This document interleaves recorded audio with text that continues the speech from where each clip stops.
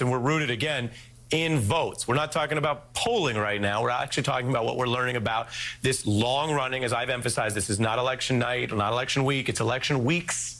And it's begun, and we're seeing the shape of the electorate. And Mark, some of it overlaps with things that you've talked about on this very program for months, including a lot of your advocacy about the different voting blocks that need to stand up and be counted and fight for your right to vote. So I want to present a little bit more for both the panelists, bringing Mark in. The Biden campaign psyched about these new numbers: 2 million more women now voting than men. That's a key part of any potential winning Biden coalition. As for black voters, always critical to the Democratic base, they saw about 750,000 early votes at this point in 16, now approaching 2 million. Those numbers matter, especially in the 3 states that decided the last election, where high turnout usually yields a Democratic win. Now take a look at Pennsylvania, Michigan, and Wisconsin, where Trump eked out that narrow 70,000 some vote edge. In Pennsylvania, Democrats outpacing ours 3-1, 600,000 votes to about 221,000. Wisconsin, they're up about 100,000 so far.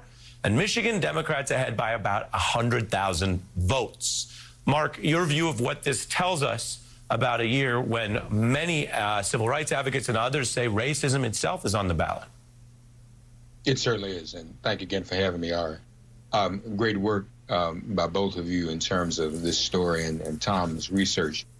This does bode well for Joe Biden. It is it's good news, especially early voting, because that's letting us know that people are heeding the call to get out early, especially in this pandemic.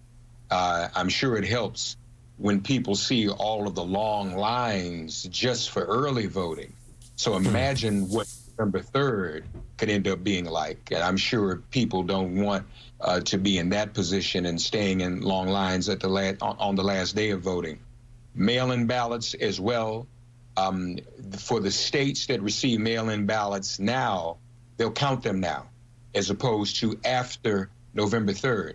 The reason that's important is that that will help to undermine whatever chaos the Trump campaign has planned for the night of November 3rd. We know they're going to try to pull off some drama.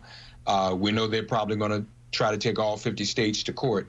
So this is good news. Women and African Americans especially, they're absolutely key to the Biden coalition.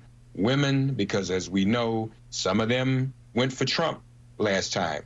African American women have always been Democratic, but some white women went for Trump. So there's that. And then their lives, women's lives existentially on the ballot with Amy Coney Barrett as a nominee, if you're talking about COVID, ACA plus row.